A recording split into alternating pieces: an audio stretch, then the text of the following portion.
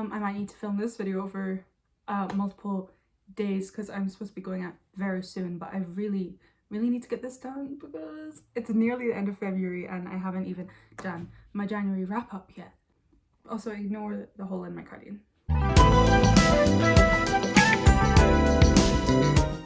Okay, so welcome. Today we are going to do my January wrap up plus a few bonus books that I read in December following my previous video. I initially thought I would only read the books from the previous video in December, but then I actually ended up reading 3 more, so I'll start with those quick fire and then I'll get into the books that I read in January. So in January I read 7 books and I DNF'd 1 book. Let's begin. Following my last video, I read a very controversial and mixed opinionated book from BookTube and BookTok, and that is The Midnight Library. Really enjoyed the look of the concept from the back, and I picked it up not realizing that it was Matt Haig who wrote it.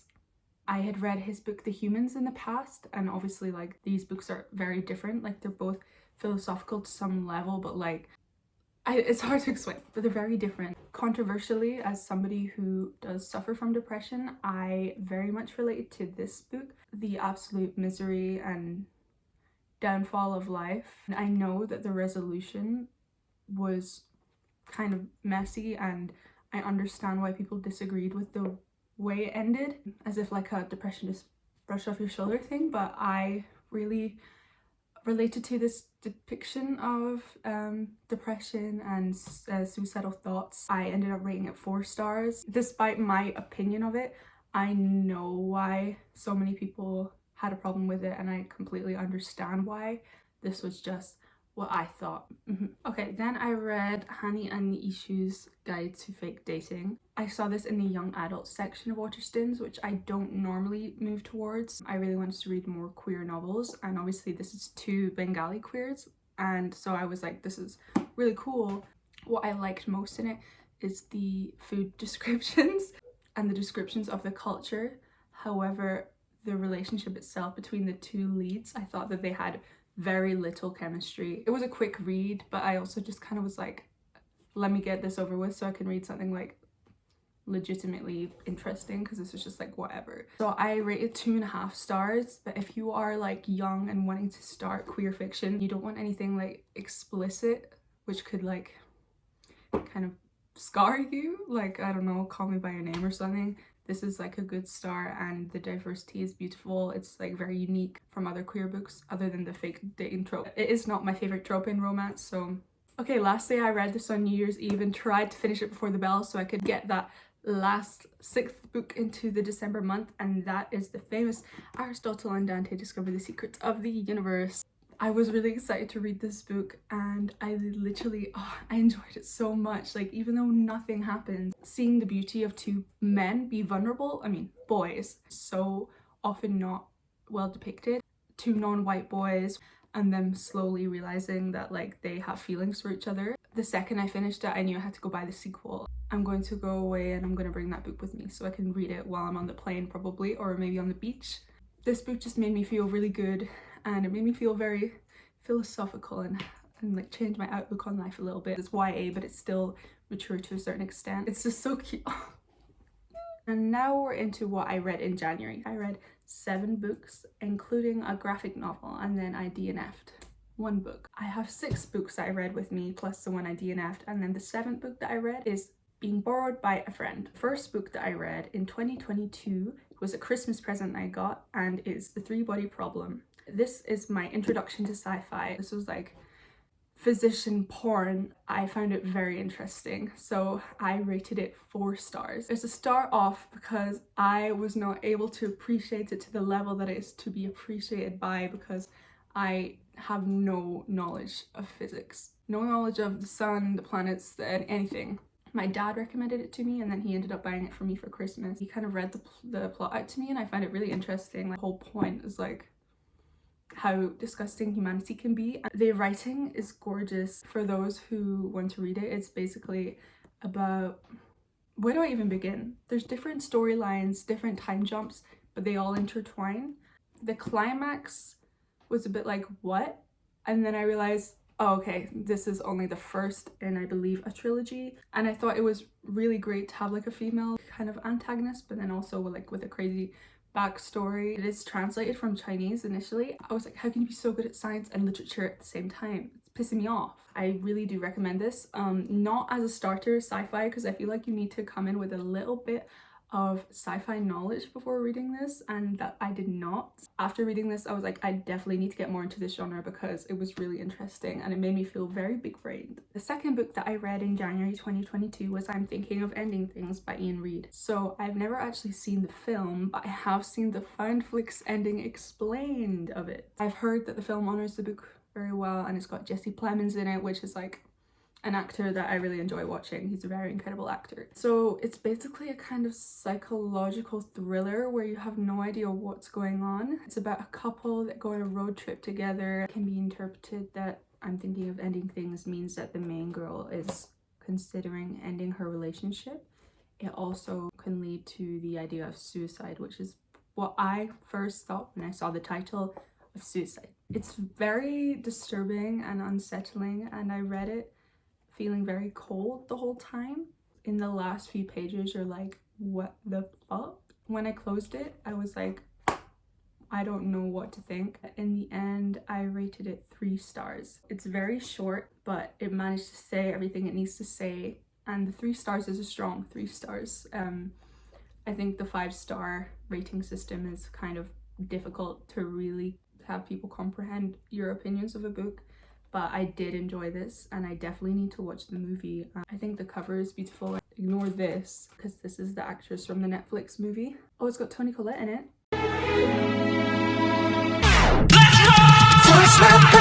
I guess the ending is up for interpretation, I believe. I don't know if Ian Reid has any other novels, but I would very much like to keep reading him. So following this book, I got to the nightmare, car crash, terrible, horrible, no good DNF'd book of this month, which was Velvet Was the Night by Silvia Moreno Garcia. This is the same author as Mexican Gothic, which I have not read, but I've heard very, very good things about, and so I was like, well, surely this is good. The cover is gorgeous, the description was very enticing. Here, this is how far I got through, and nothing happened. Nothing was happening, and I was just stressed. The main character was the most boring, unlikable weirdo I've ever met. Like, not in like a girl boss kind of anti-hero way, just in a like, you're boring as shit and I would like somebody else's perspective. I did enjoy the boys' perspective slightly more.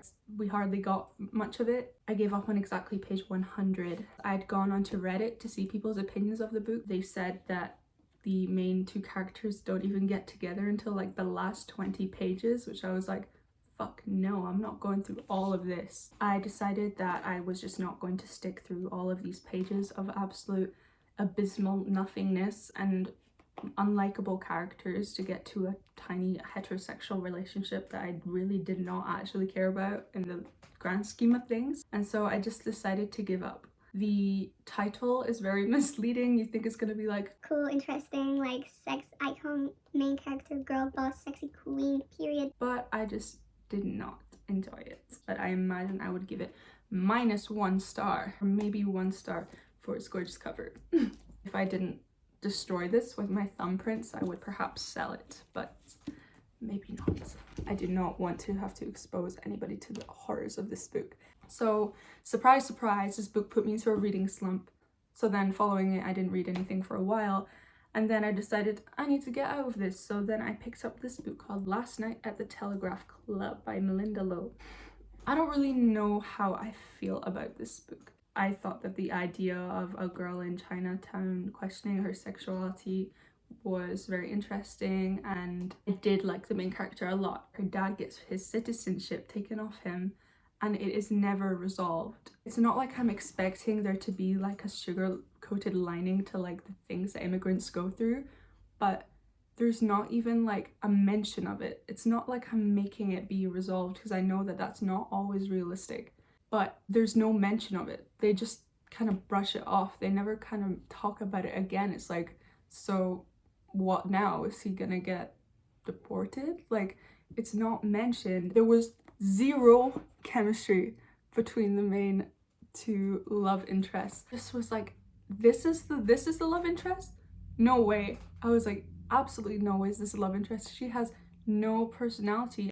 They hardly spoke. They were just kind of there together. I feel like it was just a matter of circumstance that she even fell for her. Lily seems more attracted to Tommy than she does actually the person that's supposed to be her love interest. So I rated it 3 stars though, because I did enjoy the setting and the writing. I just enjoy queer novels in general, and I will always give them at least a star, because like for being a queer novel, it's nice to see queerness from the perspective of a Chinese girl. There's like a small underlying plotline about communism also, and I actually would recommend reading this. It got me out of my reading slump. Okay, next I read a novella, We Have Always Lived in the Castle by Shirley Jackson, the first classic of the year. I have read Shirley Jackson's Haunting of Hill House. It's one of my favorite books, so I had high expectations for this and I rated it 4 stars. It does take a while to kind of settle into. If you don't love and adore Shirley Jackson and know that she loves to just throw everything into her endings, I just really enjoy the mysteries that kind of unravel, and it left me feeling so funny inside. Her final novel before she passed away, and I think it's very underrated. I think that this is one of the coolest books I've read. A very good beginning for my first classic of the year. Hello friends, as of today I've become consciously aware that it is March 1st and I have still not uploaded my January wrap-up. Since January, I've had a whole other month of reading, so now I will combine those. But where was I? This is How You Lose the Time War. So this is a very complicated sci-fi kind of stylized novel. It's one of the most gorgeous things I've ever read. It's queer, but also the genders of the characters are not specified. It was a collaboration between 2 authors, and it is some of the most incredible writing I have ever seen. Surprisingly, my dad recommended it to me. My dad said that he really enjoyed it, so I obviously had to read it. It's a series of letters between 2 lovers that leave letters for each other in different time zones, basically. Leave messages for each other and leave trails. It's a kind of classic Romeo and Juliet style when they're on opposing sides. They're in love in a forbidden way. It's just...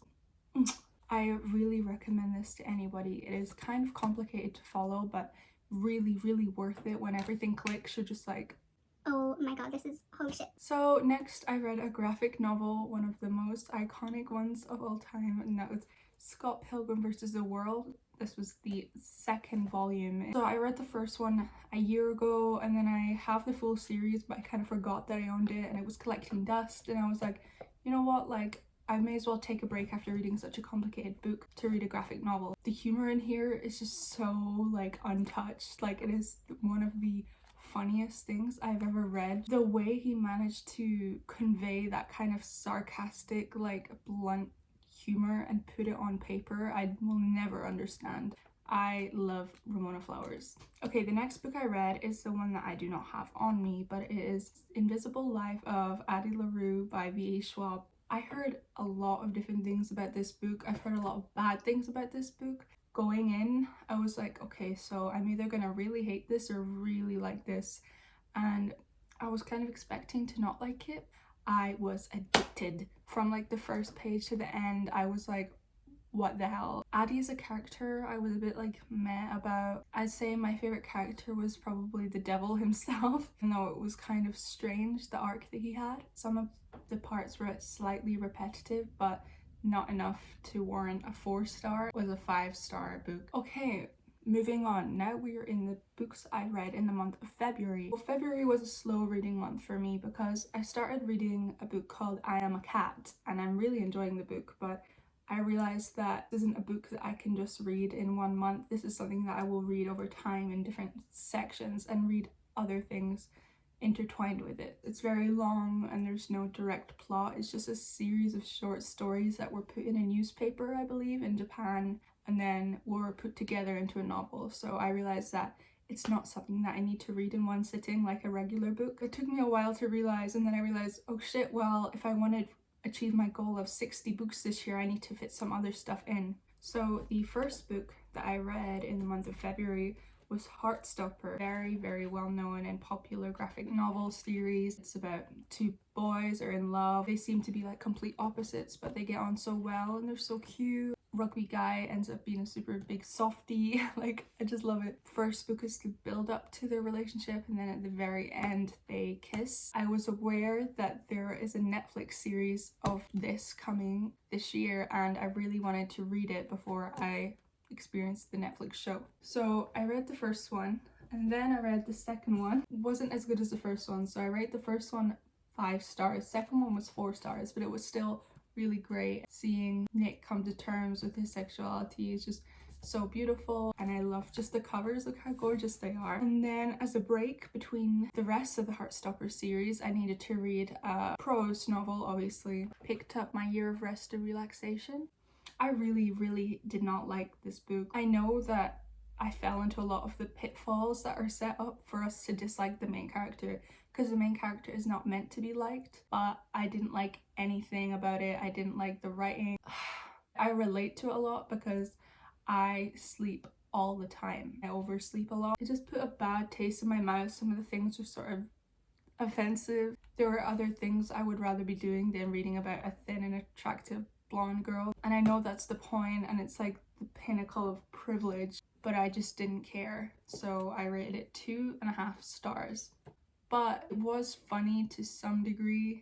I maybe would recommend this to a certain kind of person. Definitely only for women. I cannot see a man enjoying this book. And then I went on to another novel, one which I very much enjoyed, and that is The Office of Historical Corrections. It is a series of short stories about like race and relationships and culture and just like current affairs. The ones that stood out to me the most, the third one, called Boys Go to Jupiter. It's about a girl that posts online a photo of her in a Confederate flag bikini. She sparks this massive outrage campaign at her college, her being the villain, and it's like interesting from a villain perspective and like the culture of outrage and everything, and I really enjoyed that. The titular short story, which is more of a novella, he has this old frenemy from school that goes to do this case in this like sundown town, which if you don't know what sundown town is, it's basically